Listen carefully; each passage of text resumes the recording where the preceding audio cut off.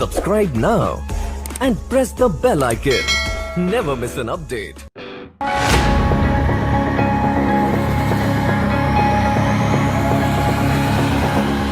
Welcome to ET unlimited. నవ్యాంధ్రప్రదేశ్లోని కృష్ణా జిల్లా Machilipatnam Janasena MLA అభ్యర్థి అయినటువంటి బండి రామకృష్ణ గారితో ప్రత్యేక ముఖాముఖి.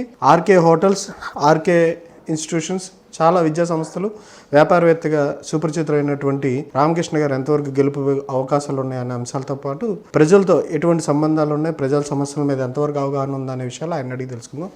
నమస్కారం సార్, ఎట్లా ఉన్నారు రామకృష్ణ గారు? ప్రస్తుతానికి క్యాంపెయినింగ్లో ఉన్నామండి. పొద్దున్న వెళ్తున్నాం, రాత్రికి వస్తున్నాం.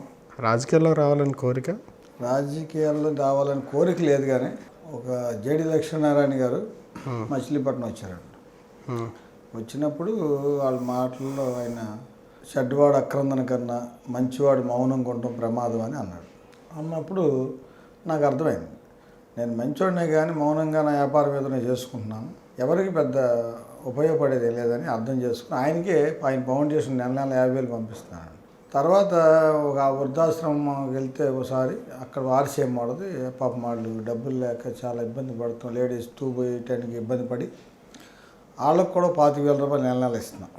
తర్వాత ఇంకా నేనేదో అనుకున్న అమౌంట్ కొద్దిగా ఉంటే ఇంకా ఫ్రిడ్జ్ ఒకటి కొని, ఆ ఫ్రిడ్జ్లో మా దగ్గర కొద్దిగా ఆరిపోతూ ఉంటుంది ఫుడ్. 4 హోటల్స్ మీద 100 మందికి ప్రతిరోజు పులిహోర రైసు, కర్డ్ రైసు లేదా ఆరిపోయిన ఏదైనా కానీ మొత్తం రోజు 100 మందికి పెడుతున్నాం. అక్కడితో మనం ఆగిపోయాయి, సరిపోద్ది, మనం కనుక్కున్న ఆదాయం అక్కడ సరిపోద్ది.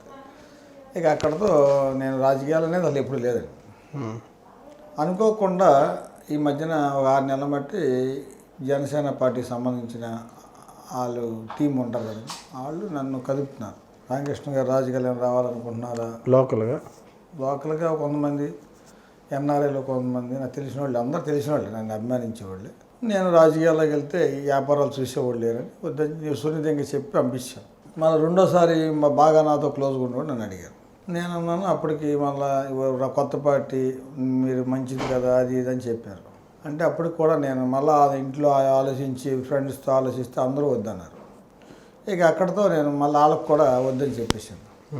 మళ్ళీ 2 నెలల క్రితం, నెలన్నర క్రితం ఇంకొక ఆయన వచ్చారు. మా ఇక్కడ ఇంజనీరింగ్ చదివారండి ఆయన, ఎన్ఆర్ఐ. ఆయన వచ్చి రామకృష్ణ గారు ఇందులో రావచ్చు, మీకు బాగుంది, ఎంతోమంది ట్రై చేస్తున్నా వాళ్ళకి ఇవ్వట్లా, మీకు ఇస్తానంటుంటే మీరు ఎందుకు వద్దంటున్నారు అన్నాడు. ఏం లేదన్నా, వ్యాపారాలు చూసేవాళ్ళు ఎవరు లేరు, ఇప్పుడు దాకా 35 ఏళ్ళ మట్టి ఇవన్నీ చేసుకుంటూ వచ్చాను. రాజకీయాలంటే డబ్బు పంచాలి, మందు పంచాలి, ఆయన తిట్టాలి, ఈయన తిట్టాలి, ఇలాంటివన్నీ మన వల్ల కాదు అని చెప్పాను. సరే ఒకసారి ఆఫీస్కి వస్తారా అన్నాడు. సరే విజయవాడ ఎలా పని ఉందండి, ఎల్లుండి వస్తానని వెళ్ళాను. వెళ్ళిన తర్వాత ఆఫీస్లో ఏంటంటే అక్కడ అందరూ కూడా నాకంటే మంచి ఆదాయంలో ఉండి 1,000 కోట్లలో ఉన్నవాళ్ళు కూడా ఇక్కడ సేవ చేయాలి, పవన్ గారితో కలిసి పనిచేయాలని ఒక 4-5 నాకు చెప్పారు. వాళ్ళు నేను అన్నాను, రాజకీయాలు అంటే ఈ మందు అవి పంచాలి లేదండి, మా పార్టీలో మాత్రం మందు డబ్బు ఏం అక్కర్లేదు, మీరు ఎవరిని తిట్టక్కర్లేదు, అబద్ధాలు చెప్పక్కర్లేదు, ఇవన్నీ మాతో నాకు నచ్చినాయి అని చెప్పుకొని వచ్చారు. అలా అయితే నేను వస్తానన్నా. అది కాకుండా ఏమన్నారంటే, మీరు 200 మందికి ఉపయోగపడుతున్నారు ఏదన్నా కానీ, ఇందులో కొన్ని వేల మందికి మీరు ఉపయోగపడతారు, మనలాంటి వాళ్ళు రాకపోవటం వల్ల ఇలా ఎవరికాళ్ళు దేశాన్ని దోసుకుంటున్నారంటే చెప్పుకుంటూ వచ్చారు. నిజంగానే తెలుసు, మన అందరికీ తెలుసు, ఎవరికాళ్ళు దోసేసుకుంటామే. మనం కూడా వాళ్ళని అరికట్టాలంటే మనలాంటి వాళ్ళు కొంతమంది దిగాల్సిందే అనిపించింది. అరికట్టాలని వచ్చారు. రాజకీయాలకు రాకముందు ఎవరైనా ఆపదలు ఉంటే సహాయం చేస్తున్నానని చెప్తున్నారు కదా. రాజకీయం అంటే చాలా ఒడిదుడుకులు ఉంటాయి, ఎదురుదాడులు ఉంటాయి, మీ మీద దాడులు ఉంటాయి. మీ వ్యాపార సంస్థలో అధికార పార్టీ ఏమైనా దాడులు చేసిందా? ఏం చేస్తాండి, ఏమైనా చేసిందా అని అడిగా. ఏం చేయదు, మనం ఏదైనా తప్పు చేసినప్పుడు కదండి ఎవరికైనా భయపడేది. మా దాంట్లో లాడ్జిలో మందు తాగితే కుదరదు, ఫస్ట్ నుంచి బోర్డులు పెడతాను నేను, మందు తాగకూడదు, తాగి రాకూడదు. అంటే మీ మీద ఎట్లాంటి దాడి చేయలేము?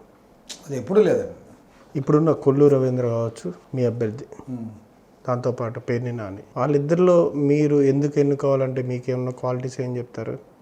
వాళ్ళిద్దరిని కాదని మిమ్మల్ని ప్రజలు ఎన్నుకోవాలంటే అంటే ఇంత ముందు వాళ్ళు చేశారండి. వాళ్ళ ఫ్యామిలీలో 10 ఏళ్ళు చేశారు, వీళ్ళ ఫ్యామిలీలో 10 ఏళ్ళు చేశారు. వాళ్ళ పైన ఉన్న నాయకులు కూడా మోసం చేసేట అయిపోయాయి. దాని మీద వాళ్ళు కూడా క్వాలిటీగా చేయడానికి అవకాశాలు లేవు. అంటే వాళ్ళు మోసం చేశారంటున్నారా? అనుమానం ఉంది. మీరు ఎవరిని తిట్టనన్నారు, తిట్టేస్తున్నారు. తిడతం కాదు, ఉన్నది చెప్తున్నాను. ఉన్నది చెప్పకపోతే తప్పే. తిడతం అంటే ఇప్పుడు నేను పల్లెటూరు వెళ్ళానండి. పల్లెటూరు వెళ్ళినప్పుడు ఆ పల్లెటూరులో నువ్వు నీళ్ళు ఇవ్వరా, ఇవాళకి నీళ్ళు లేవు.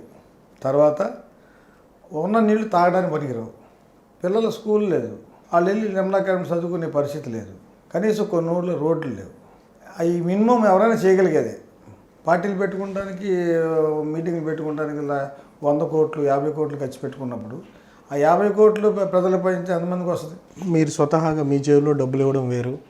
ఒక గవర్నమెంట్కి సంబంధించి ఒక పని చేయాలంటే దానికి సంబంధించిన నిధులు ఉంటాయి, అధికారాలు ఉంటాయి, అధికారుల అప్రూవల్స్ ఉంటాయి, అధికారుల అప్రూవల్ ద్వారా ఇన్ని డివిజన్కని చేయాల్సినవి ఉంటాయి. వీటన్నిటి మీద మీకు ఎంతవరకు అవగాహన ఉంది?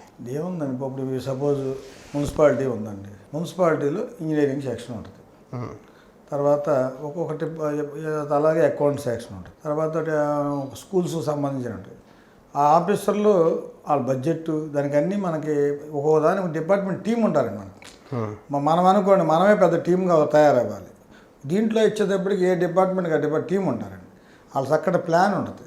వాళ్ళు చెప్తే వాళ్ళు చెప్పే ప్లాన్ మనం వినంగా నాకేంటి చెప్పంటాం. వింటే చక్కగా అన్ని మనతో పాటు టీం కలుస్తారు, పని చేయొచ్చు. మీరంటే కలుపుకొని వెళ్ళి పనిచేసే తత్వం. నా ఫస్ట్ నుంచి ఏంటంటే చెప్పేది వింటానండి, కలుపుకుని వెళ్తాను. అది కావాలని ఇస్తే మాత్రం నేను స్ట్రాంగ్గానే ఉంటాను. నాకు తెలియకుండానే, ఏమీ తెలియకుండానే 450 మంది కుర్రోళ్ళు విద్యా సంస్థలు ఇవన్నీ 5వ క్లాస్ చదువు నడిపించగలుగుతానంటే నాకు 5 నిమిషాలు పడుతుంది ఎదుటి మన అంచనా వేయటానికి. కాకపోతే ఎక్కువ మాట్లాడను, ఉపయోగం ఉందా లేదా అని ఆలోచిస్తా. ఉపయోగం లేదు. ఏం చదువుకున్నారు? 5వ క్లాసు. మీరు ఇంటి పరిస్థితి బాగోక హోటల్ పనులకు వెళ్ళా. తర్వాత హోటల్ యజమాని అయ్యారా? హోటల్లో 10 సంవత్సరాలు పనిచేసి 10,000 సంపాదించాను. ఆ తర్వాత 10,000తో హిందూ కాలేజీ క్యాంటీన్ పెట్టాను 83లో. అక్కడి నుంచి అంచెలంచెలుగా చేసుకుంటూ వచ్చే 35 ఏళ్ళు అయిపోయింది. 36 ఏళ్ళు నేను వ్యాపారం పెట్టాను. నేను ఈ రోజున 16 గంటలు మెలుగుగా ఉంటాను. 16 గంటలు పని చేయకపోయినా 16 గంటలు మెలుగుగా ఉంటాను. కనుక నేను అలా అందరికీ తెలుసు బందర్లో నా గురించి అండి. మీరు రిక్షా ఓడి మీరు కూర్చుని ఆర్కే గారు ఏంటంటే మొత్తం చెప్పేస్తాను మీకు 5 నిమిషాల స్టోరీ. 35 ఇయర్స్ నుంచి కష్టపడి చేసిందంత రాజకీయాల్లో పోగొట్టుకోవాలనుకుంటున్నారు? లేదండి, ఎందుకంటే మందు పంచకుండా డబ్బు పంచాలి చూస్తే మాత్రం గ్యారెంటీగా పోగొట్టుకోవాల్సిన పరిస్థితి వస్తుంది. ఇందులో అది లేదుగా. జనసేన పార్టీలో మీకు 100కు 95 మందులు క్వాలిటీ కావాలని సిద్ధాంతాలు అవైనా సరే అభ్యర్థులు విజయానికి వచ్చేసరికి అలాంటి ప్రలోభాలకి ప్రజలకు గురి చేస్తారనేది అపవాదం ఉంది. నిజానికి నేను రాజకీయాల్లోకి వద్దే మా ఫ్రెండ్స్ అందరూ అదే చెప్పారు. ఇప్పుడు వరకు నేను 25 రోజులు అయిపోయిందండి. ఒక్కళ్ళు కూడా నన్ను మందు పోయమని కానీ డబ్బులు కానీ అసలు అడగలే. అసలు నేను దిగేటప్పుడు నీకు మీ హోటల్లో పోయి తినేస్తారు, తర్వాత మందుకు డబ్బులు అడుగుతారు, నువ్వు ఉన్న డబ్బులన్నీ అయిపోతాయి, నువ్వు కష్టపడి సంపాదించిన అందరూ అన్నారు. మనం నిజాయితీగా ఉంటే మన పక్కన వాళ్ళు కూడా నిజాయితీగా ఉంటారండి. అడిగితే కూడా భయపడతారు. మనమే మందు కొడతాము, మనమే తప్పు చేస్తున్నాం అనుకోండి, ఇక మన ఆటోమేటిక్గా వాళ్ళకి కూడా పోయించాల్సి వస్తుంది, వాళ్ళతో పాటు తిరగాల్సి వస్తుంది. భోజనాలు పెట్టిస్తున్నారా? భోజనాలు పెట్టిస్తున్నామండి. భోజనాలు మాత్రం పెట్టిస్తున్నాం. భోజనం మాతో పాటు ఎవరున్నా భోజనం టిఫిను టీ వరకు నేను పోయిస్తున్నాను. మొన్న నామినేషన్ వేసినప్పుడు మేము అందరికీ మజ్జిగ బిస్కెట్ ప్యాకెట్ ఇచ్చాం. మేము స్థానికులేని ఇక్కడ అంటే అసలు యాక్చువల్గా మాది కైకలూరు దగ్గర ఆలపాడండి. ఆలపాడు నుంచి నాకు 9 ఏళ్ళ వయసులో మా అన్నయ్య చిన్న హోటల్ పెడితే వచ్చాను. అక్కడ పరిస్థితి బాగోగా అన్నయ్యతో పాటు వచ్చి ఇక్కడ స్కూల్లో జాయిన్ అయ్యి ఇక్కడ మన పరిస్థితి బాగా హోటల్లోకి వచ్చి అప్పటి నుంచి చూస్తూ ఉన్నారు. మచిలీపట్నం అంటే వలసలు కనిపిస్తూ ఉన్నాయి ఈ మధ్య. గత 10 సంవత్సరాల నుంచి వలసలు అధికమైపోతున్నాయి. అదేమైనా గుర్తించారు సమస్యను మీరు? పరిస్థితులు ఏంటంటే ఇక్కడ సమస్యలు ఏమి లేవండి. యూత్ చదువుకున్న వాళ్ళకి ఇక ఉద్యోగాలు ఏమి ఉండవు. ఇక హైదరాబాద్ ఆడికి వెళ్ళిపోతుంటారండి. లేబర్ కూడా చెప్పుకోదగ్గ పని ఇక్కడ ఏమి ఉండవండి. ఏదన్నా చేద్దామన్నా కూడా ఎవరు ప్రోత్సహించరు. అందువలన ఎవరికాడ కొంతమంది నాకు వాస్తవం తెలియదు అనుకుంటున్నారండి 30,000 మంది వెళ్ళిపోయారని. మీరు గుర్తించిన సమస్యలు ఏంటి? మీ నియోజకవర్గానికి సంబంధించి రూరల్ కావచ్చు, టౌన్ కావచ్చు, మీరు గుర్తించిన సమస్యలు ఏంటి? సమస్యలు నేను ఈ క్యాంపెయినింగ్ వచ్చాక తెలిసిందండి బాగా. ప్రతి పల్లెటూరులో పాపం వాళ్ళు ఇన్ని సంవత్సరాల మధ్య అలాగే ఉన్నారు. 100కు 90 మంది పరిస్థితి భోజనం తింటున్నారేమో కానీ ఏ రకంగా డెవలప్ అవ్వలేదండి ఎవరు. వాళ్ళని చూస్తే మనం ఏదో రకంగా మనం పైకి లేపాలని ఆ మనసు వచ్చిందండి నాకు. ఇప్పుడు నేను ఉన్నానండి, నాతో పాటు పనిచేస్తున్న వాళ్ళు ఇవాళకి పాటలోనే పనిచేస్తున్నారు. ఎందుకని?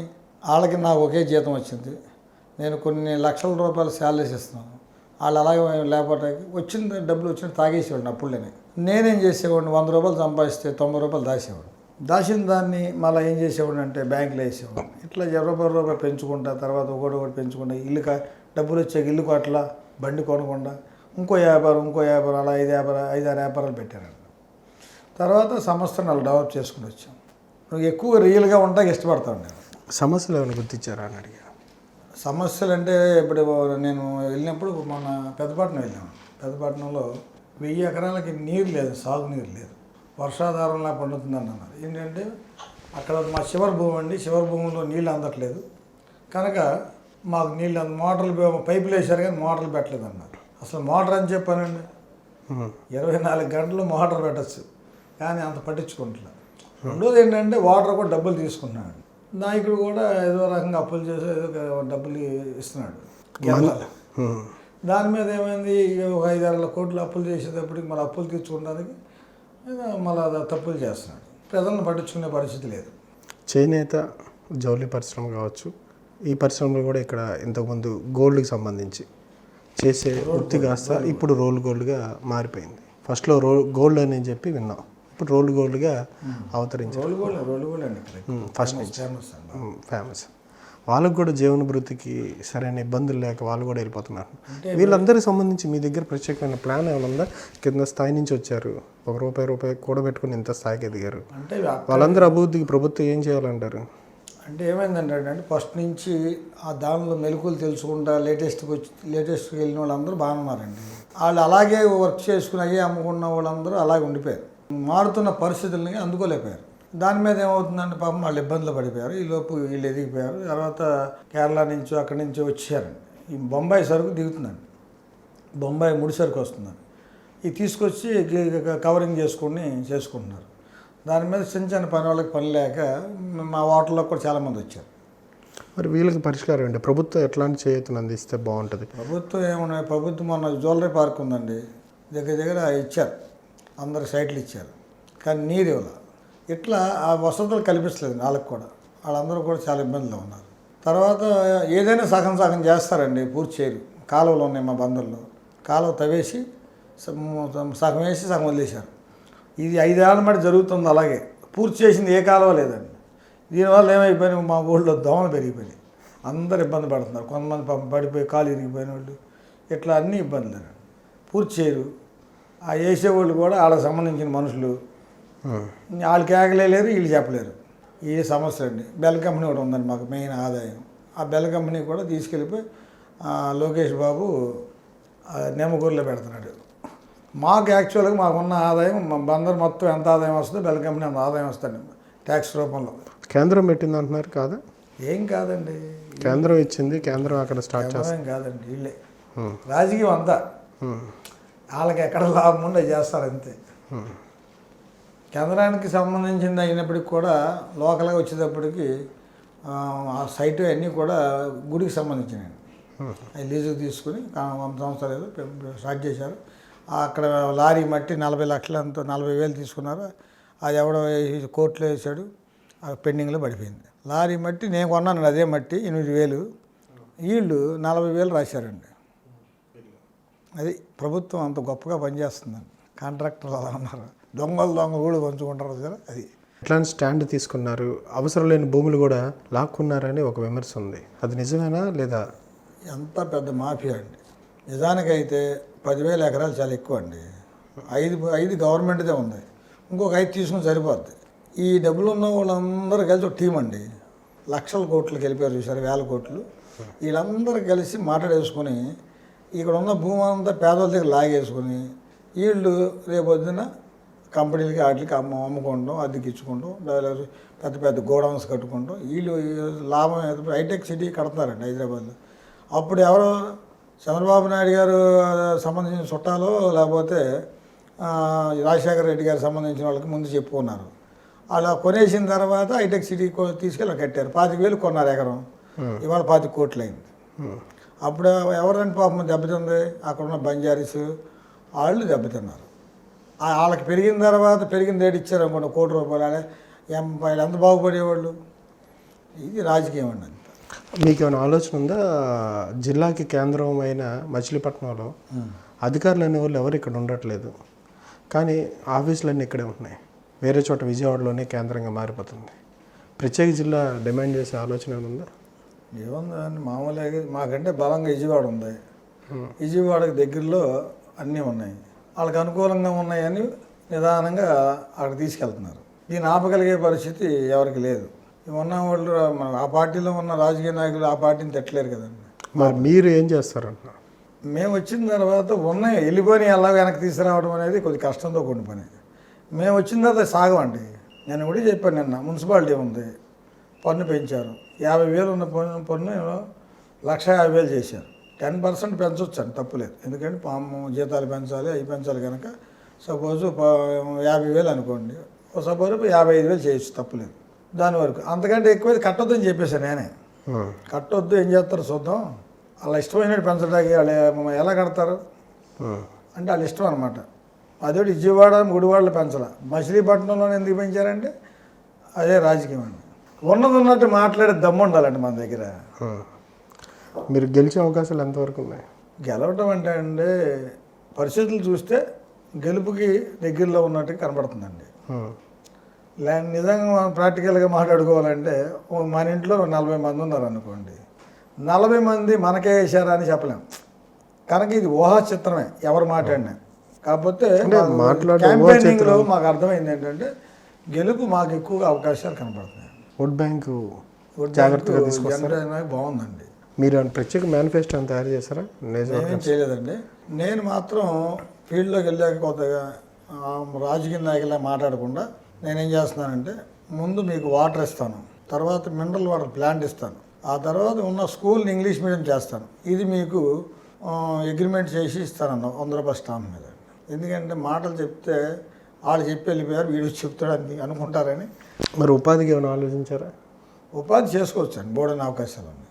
ఏంటి అవకాశం? యూత్ ఉన్నారు కదండి, ఇప్పుడు యూత్ ఉన్నారు, వాళ్ళకే ఊళ్ళో కొంచెం రోడ్లు వేయించనివ్వండి, వాటర్ ట్యాంకులు కట్టించనివ్వండి, వాళ్ళతోనే ఒక టీం సెట్ చేసి వాళ్ళకి పని కల్పించవచ్చు.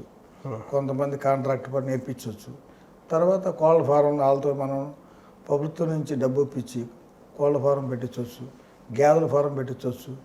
ఒక 20-30 ఎకరాలు ఒక 10 మందికి కలిపి ఇప్పించి సపోర్ట్ చేస్తే వాళ్ళు కూడా చక్కగా మంచి పెద్ద రైతులు అవుతారండి. ఎందుకంటే ఇంకోటి అలాగే ధాన్యం కొని స్టాక్ పెట్టుకొని అమ్ముకొని వాళ్ళకి మనం సపోర్ట్ చేస్తే వాళ్ళందరూ కూడా మంచి వ్యాపారస్తులు ఎదుగుతారు. వైకాపా అధినేత జగన్ గారు మీరు తెలుగుదేశం పార్ట్నర్స్ అంటున్నారు, దీని మీద మీ కామెంట్? ఇదంతా ఎలక్షన్ ట్రెండ్ అండి, ఇదేం లేదు అసలు. కృష్ణా జిల్లాలో నిన్న చెప్పారు, కృష్ణా జిల్లా కావచ్చు, లేదంటే మంగళగిరి కావచ్చు, గుంటూరు కావచ్చు, మీ బలం ఉన్నా సరే అభ్యర్థుల్ని మిత్రపక్షాలు కేటాయించడంలో అంతర్లీనంగా ఉన్న అర్థం ఏంటి? వాళ్ళేమో అలా అంటారు, మేమేంటంటే మాకు బలమైన క్యాండిడేట్లు అండి. ఎవరు? ఇప్పుడు మాకు ఇచ్చేవాడి మిత్రపక్షానికి ఎందుకు ఇచ్చేవాడిని, వాళ్ళకి అక్కడ గ్రిప్ ఉందండి. మంగళగిరి ఏరియాలో మీకు ఎక్కడన్నా చూసుకొని కమ్యూనిస్టులు ఎక్కువ ఉంటారు. ఒకప్పుడు కదా, ఇప్పుడు కూడా ఉన్నారండి, ఇప్పుడు కూడా మీకు అక్కడ ఎక్కువే. అందుకని వాళ్ళకి ఇచ్చారు. వాళ్ళు అడుగుతారు, మాకు పలానాది ఇవ్వండి, పలానా సార్ మా బలమైన గెలుస్తూ ఉంటారు. అలా ఇచ్చి గెలిచిన ప్లేస్లు చాలా ఉన్నాయండి, అలా అడిగారు వాళ్ళు, అందుకు ఇచ్చారు. అంతేగాని మీ ఇద్దరి మధ్య తెలుగుదేశాన్ని మీకు ఒకటి సార్, పవన్ గారు మాత్రం నేను తక్కువ పరిచయంలో పవన్ గారి గురించి చెప్పగలను. పవన్ గారు డ్రామా అంటే ఇష్టపడ్డండి, మోసం అన్న ఇష్టపడ్డు. ₹1 లేకుండా సీట్ ఇచ్చాడండి మాకు, ఇంకేం కావాలి చెప్పండి. ఆయన గురించి 100 మాటలు ఎందుకు తెలుసుకోవాలి? మిగతా వాళ్ళంతా డబ్బులు తీసుకుని ఇచ్చారు, ఎవ్వరికి ఇవ్వాలి, ఎవ్వరికి, అందరు ఊరికే ఇచ్చారు. ఆయనే ఇచ్చాడు, మళ్ళీ ఎవ్వరికి అప్పచెప్పలేదు. నాతో ఇంటర్వ్యూ చేశారు, మాట్లాడారు, తర్వాత నాకు ఇచ్చారు. ఎంతమంది చెప్పినా కూడా వాళ్ళ ఫ్రెండ్స్ వచ్చి 2-3 తెలిసిన వాళ్ళు మొత్తం స్టోరీ లాగి చెప్తారు. తర్వాత ఆయన ఇంటర్వ్యూ చేసిన ఇవ్వడమే తప్ప ఇంకెవరు ఇవ్వట్లేదండి. 140 సీట్లు ఇస్తే ఒక్కళ్ళ దగ్గర కూడా రూపాయి తీసుకోలేదండి. నిజాతీ పరులు, క్యారెక్టర్ ఉన్న వాళ్ళని ఫస్ట్ నుంచి వాళ్ళు పద్ధతిగా నడుచుకున్న జీవిత చరిత్ర తెలుసుకునే ఇచ్చాడండి. ఒక్కళ్ళకే గేదెల శ్రీనివాస్ ఆయనకి వైజాగ్లో ఇచ్చారు, వ్యాపార పరంగా ఇస్తే ఆయన వర్కర్స్ జీతాలు ఇవ్వకపోవటం ఇలాంటివి కొన్ని చూసి వెంటనే క్యాన్సిల్ చేశారు. క్యాన్సిల్ చేయలేదు, ఆయన పార్టీ మారి వెళ్ళిపోయాడు. లేదు, క్యాన్సిల్ చేసే మారాడండి. అయితే ఎవరు చెప్పుకోరుగా, నేనే మారిపోయాను అంటారు. ఆల్రెడీ వెళ్ళి జగన్తో కండువా తర్వాత కప్పించాడు వెంటనే. మరి బెదిరింపులు వచ్చినాయి అని చెప్పి విన్నా, అదేమన్నా వాస్తవమా? అదేం కాదంటారు. ఎవరిని ఏం చేస్తారు సార్? మీకు ఇక్కడ బంధువులు సంబంధించినందుకు తెలుగుదేశానికి సంబంధించి 2 కుటుంబాలు ఆధిపత్యం కోసం పోరాడుతా ప్రజల్ని పాలిస్తూ వస్తున్నాయి. వాళ్ళ మీద మీ కామెంట్? వాళ్ళంతా నాకు ఎప్పటి నుంచో తెలిసిన వాళ్ళండి. వాళ్ళు కూడా ఎప్పటి నుంచో రాజకీయాల్లో ఉన్నారు. వాళ్ళ వంతు వాళ్ళు చేసుకుంటూ వస్తున్నారు. మంచి చేస్తున్నారు అంటే వాళ్ళ వరకు వాళ్ళు పర్లేదండి. అంతే. ఇప్పుడు వాళ్ళే కదా అధికారంలో ఉంది. అధికారంలో ఉన్న పై అధికారి వాళ్ళు చెప్పింది ఏంటండి, వీళ్ళు చేయరు. ఈ 2 పని మాత్రం ఎవరు చేయలేదండి. కొల్లు రవీంద్రనాథ్ గారు మినిస్టర్ అయినా కూడా ఎన్నో చేయొచ్చు. మినిస్టర్ అంటే ఇక ఆయన ఏదైనా చేయగలరు, ఎందుకంటే పండు ఆయన రిలీజ్ చేయడానికి ఎప్పుడు ఉంటుంది. కానీ ఆయన ఎక్కడా కూడా వర్క్ చేసిన పరిస్థితి లేవండి. ఇప్పుడు అడుగుతూ ఉంటే ఏమన్నారు, ఇప్పుడు గెలిపించండి నెక్స్ట్ చేస్తామన్నాడు. జనం నమ్మరుగా. ఇప్పుడు ఏ నమ్మకం లేదు, మేము ఏం పార్టీ పెట్టలేదు, చేస్తాం లేదు తెలియదు, మమ్మల్ని నమ్ముతున్నారు జనం. పింఛన్లు, పసుపు కుంకుమ, బీసీ ఎస్సీ రుణాలు కూడా చాలామందికి ఇచ్చామని చెప్పి వాళ్ళు సంఖ్యలతో సహా అర్హులైన వాళ్ళు పొందిన వాళ్ళ విషయాలు చెప్తున్నారు. ఇవన్నీ మీకు ఎఫెక్ట్ అవ్వ? అంటే వాళ్ళు నమ్మట్లేదండి. ఎఫెక్ట్ అనేది ఫస్ట్లో అనుకున్నారు వీళ్ళు. 4.5 సంవత్సరాల మట్టి ఎందుకు ఇవ్వలేదు, ఇప్పుడు ఎందుకు ఇచ్చాడు అంటే, ఇంతవరకు ముందు ఏం చేసేవాడు, 4.5 సంవత్సరాల్లో అన్యాయంగా సంపాదించిన డబ్బుల్ని ఎలక్షన్లో వాడేవాళ్ళు. అవి వాడకుండా ప్రభుత్వం డబ్బులు తీసుకొచ్చి ఇప్పుడు పసుపు కుంకమని, పొలానికి ఏదో అని, లేకపోతే డోక్రా మహిళ అని, ఇలా ఎకరానికి ఎంత అని 100 ఎకరాలు ఉన్న వాళ్ళకి కూడా వీళ్ళు 1000 రూపాయలు అలా పడి, ఒక ఎకరానికి 1000 రూపాయలు పడిందండి. వాళ్ళకి 100 ఎకరాలు ఉన్నాయి, బోర్డు మంచి సౌండ్ కూడా. కానీ వాళ్ళకి కూడా ఇస్తారు డబ్బులు, పొలం లేని వాళ్ళు కూడా ఇస్తారు. అంటే పొలం లేని వాళ్ళకి ఎలా ఇస్తారు? అదే మరి అర్థం కాల. మీకు పొలం ఉందా? నాకుందండి. రైతు రుణమాఫీ అయిందా మీకు? నాకు రైతు రుణమాఫీ అయ్యిందని కూడా చూడాల. ఎందుకంటే చూడకుండా ఎందుకు ఉంటారు? కాదు కదండి, మొన్న దాకా అకౌంట్స్ లేదండి. మా వాడు వచ్చి అకౌంట్ తెరిచారు. నేను బ్యాంక్ లోన్ కూడా పెట్టినండి. మా రైతుకి నేనే డబ్బులు ఇస్తాను, వాడు వాడుకుంటారు, మళ్ళీ నాకు ఇచ్చేస్తారు. వడ్డీ కూడా తీసుకున్నాను, ఎందుకంటే వాళ్ళు పేదవాళ్ళు. ఒకసారి పంట పోయింది, పంట పోతే నేనే ఎదురు డబ్బులు ఇచ్చానండి. కవులు నాకు రాలా, అతను పేదోడు. నేను 40,000 మా మిస్సెస్ కూడా చెప్పలా, తర్వాత చెప్పాను. మీకు ఎంతమంది పిల్లలు? ఏం చేస్తాం? పాప బాబు. ఏం చేస్తూ ఉంటారు? మా పాప మెడిసిన్ అయిపోయింది, మ్యారేజ్ చేసాం. మా పాప మా బాబు. తర్వాత మా అబ్బాయి లండన్లో MBA అయిపోయింది, ఇంజనీరింగ్ అయిన తర్వాత. ఆయన మాతో పాటే ఉంటున్నాడు. ఇప్పుడు రాజకీయాల్లో మీకు హెల్ప్గా చేస్తున్నాడా? మాతో పాటు వచ్చి క్యాంపెయినింగ్లో పాల్గొంటున్నాడు. అతను సజెషన్స్ ఇస్తున్నాడు? కాన్స్టిట్యున్సీకి సంబంధించి మనం ఇలా చేయాలి నాన్న అని ఏమైనా సజెషన్ ఇస్తున్నారా? అంతే లేదు, కానీ కాకపోతే ఆయనకి ఎదురైన చిన్న చిన్న సమస్యలు చెప్తూ ఉంటాడు. కొంతమంది మీరు క్రిస్టియన్ అయ్యండి రాజకీయాల కిందకి వెళ్ళారు అడుగుతున్నారు, లేకపోతే మీరు ఎందుకు అలా అక్కడ కొబ్బరికాయ కొట్టారని, లేకపోతే ఎవరు మిమ్మల్ని ఆరత పట్టారని అడుగుతున్నారు డాడీ అని అడిగాడు. అక్కడ 1,00,000 మందిని కాపాడతాం కనబడుతుంది మనకి, ఇంతమంది అభిమానం కనబడుతుంది. వాళ్ళని కాపాడటానికి ఏదైనా చేయాలి మనం. ఇవన్నీ ఏముందండి, వాళ్ళ ఇష్టం మనం కొద్దిగా చేయక తప్పదు. చారిటీస్ ఏమైనా స్టార్ట్ చేశారు ఇంతకుముందు? ఏమైనా చేసే వాళ్ళకి హెల్ప్ చేయడమే, కానీ అది చాలా కష్టంతో కూడిన పని అండి. రోజు చూడాలి, పెద్దోళ్ళు, మెయింటెనెన్స్ చాలా ఇబ్బంది. అలా చేసే మనుషులు కావాలి, పెద్దవాళ్ళకి సర్వీస్ చేసేవాళ్ళు కావాలి, మనం దొరకరు. మీరు ఓడిన గెలిచిన రాజకీయాల్లోనే ఉంటారు? అది జనసేనలోనే? నేను ఫస్ట్ నుంచి ఒకే టైప్ అండి, మారను. అంటే ఇప్పుడు రాజకీయాల్లోకి వచ్చారు, మీరు ఓడినా గెలిచినా జనసేనలోనే ఉంటారు? జనసేనలో ఉంటాను. లాస్ట్ జనసేనలోనే నేను రిటైర్మెంట్ కూడా, అందరిలాగా మారనండి. అంటే అంతగా ఆకర్షించిన పథకాలు ఏంటి? ఒక్క అవినీతి, డబ్బు ఖర్చు పెట్టకపోవడం, ఇదేనా అవినీతి లేకపోవడం? అలా కదండి, మొత్తం కూడా మేనిఫెస్టోలు కూడా చాలా రైతులకి 8,000 ఎకరానికి ఇంచుమించు రైతుకి హ్యాపీ అండి. ఒక 2,500 నుంచి 3,500 దాకా కుటుంబానికి ఇవ్వటం. మిడిల్ ఫ్యామిలీ వాళ్ళకి చాలా ఆదరణ అండి. గ్యాస్ బండ, అలాగే ఇలా అనేక సంక్షేమాల పథకాలు చాలా బాగున్నాయండి. ఈజీ, పెద్ద కష్టమని కూడా కాదు, ఉపయోగం బాగుంది. స్టోర్ బియ్యం బట్టి తింటాడు, స్టోర్ బియ్యం 26 రూపాయలు కొంటున్నాడు, ₹1 ఇస్తున్నారు, వీడు 10 రూపాయలు అమ్మేస్తున్నాడు, మామూలు బియ్యం కొనుక్కుంటున్నాడు. అలా కాకుండా డబ్బులు వేయటం వల్ల వాడికి ఇష్టం వచ్చిన బియ్యం కొనుక్కు తింటాడు, దానివల్ల హ్యాపీగా ఉంటాడు. మీరు ప్రజల దగ్గరికి వెళ్తా ఉన్నారు కదా, ఎలా ఉంది స్పందన? జనసేన అన్న మీ నాయకులు అన్నా సరే, ఎట్లా ఉంది స్పందన ప్రజల్లో?